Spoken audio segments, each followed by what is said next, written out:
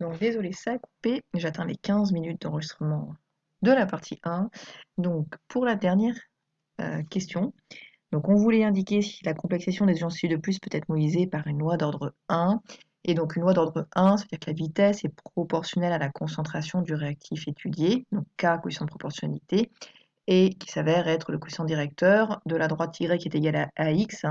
Donc le V, on l'a porté ici en ordonnée, la concentration de celui de plus, on l'a porté ici en abscisse, et donc on va aller regarder si le nuage de points là, bleu est modélisable par une fonction linéaire. Donc fonction linéaire, d'accord, donc il faudrait faire une phrase. Si on suit une loi d'ordre 1, alors la vitesse est proportionnelle à la concentration en ion Cu2+. On doit avoir une fonction linéaire qui modélise les points expérimentaux. Et donc là, on voit qu'en orange, ils ont tracé la droite modèle et du coup que c'est bien linéaire. Donc ici,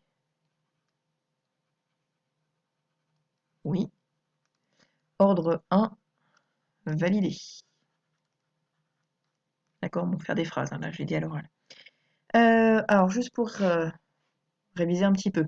Ça, voilà, je vous ai dit c'était la chose, je trouve, la plus facile pour vérifier que la loi est d'ordre 1. On aurait aussi pu vous donner différentes concentrations initiales en Cu2+, et vous donner le T1,5, le temps de demi-réaction. Pour rappel, c'est le temps qu'il faut pour que l'avancement ait atteint la moitié de l'avancement final, pour que x est égal à xf. Alors attention à la faute, c'est pas T1,5 qui vaut xf sur 2. C'est juste le temps qu'il faut pour que x soit égal à xf sur 2.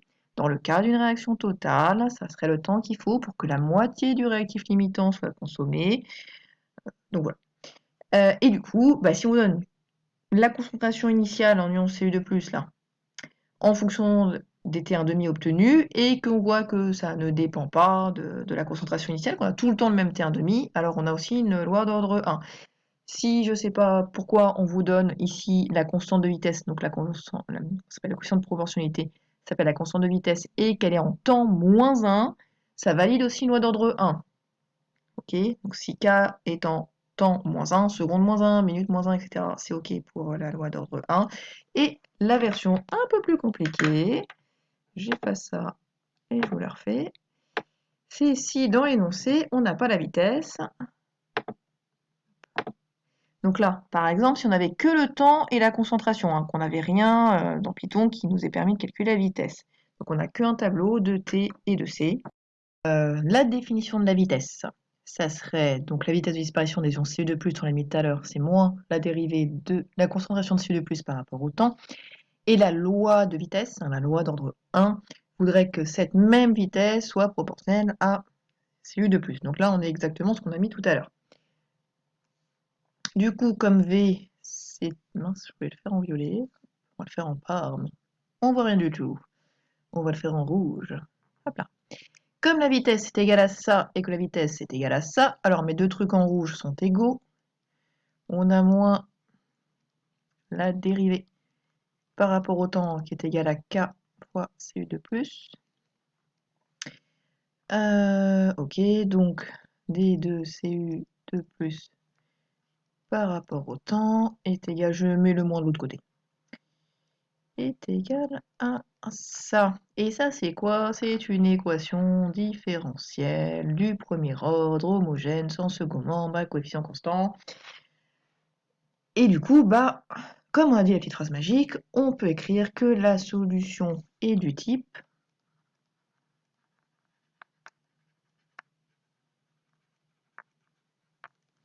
donc concentration en ion Cu2+ est égale à une constante, je vais appeler grand A, tiens, pour changer de K pour pas que vous confondiez le petit K et ça, fois exponentielle de ce moins K là, fois T.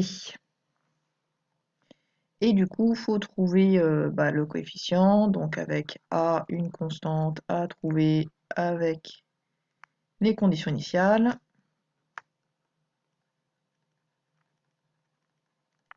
Et donc les conditions initiales, c'est AT égale à 0, alors la concentration en ion Cu2+, Donc AT égale à 0, bah, ça valait ce qu'on notait, c'est 0, quoi. Hein. Donc, par exemple, ici, c'est 18, AT égale à 0. Hein. Du coup, tout ça, c'est égal à A fois exponentielle de 0, parce que la T, je le remplace par 0. Exponentielle de 0, ça fait 1. J'en déduis donc que A, c'est égal à ça. Donc, je réécris que CU de plus, en fonction du temps, hein, c'est égal à la concentration initiale fois l'exponentielle de moins kT. Et donc, ça correspond à la modélisation de la courbe qu'on avait dans la première partie. On avait ici une courbe, c'était un réactif donc décroissante, hop, qui ressemblait à ça, même si c'est pas très droit chez moi. Donc l'exponentielle décroissante. Avec à la base ici la concentration C0. Alors rien à voir avec la concentration standard, hein. Là ce que je marque c'est la concentration C0 ici, c'est juste que j'ai la flemme de réécrire exactement ça. Bref, alors, ça ne nous donne pas grand-chose parce que généralement, on ne va pas dire à l'œil nu, oh, c'est une belle exponentielle décroissante, ça valide le modèle. Généralement, nous, on va linéariser tout ça. Linéariser, c'est obtenir quelque chose de linéaire, donc linéaire ou affine d'ailleurs, une droite, quoi. Nous, on aime les droites en physique-chimie. Hop, je garde ça, je le mets là-haut, comme ça vous fera réviser la suite du chapitre. Hein. Tac. Donc, linéarisons cette expression.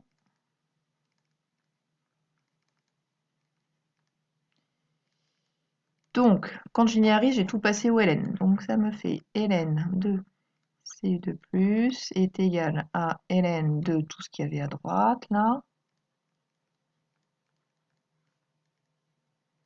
Tac.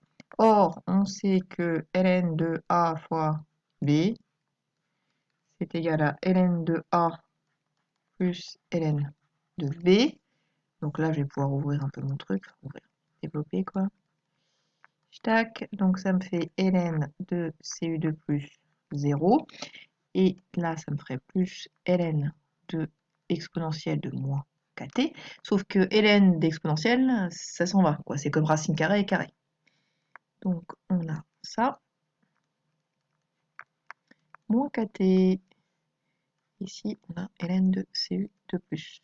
Donc, et ça, alors ça n'a pas l'air d'être très joli comme ça, hein, mais si on trace tout ça en y, le t en x, et ben ça sera une constante, et ça aussi.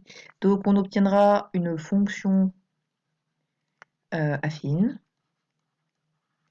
de type y est égal à ax plus b. Donc comment je valide l'ordre 1? Parce que pour arriver à cette expression-là, j'ai fait l'hypothèse qu'il y avait un ordre 1. Donc j'écris que v égale à k fois la concentration.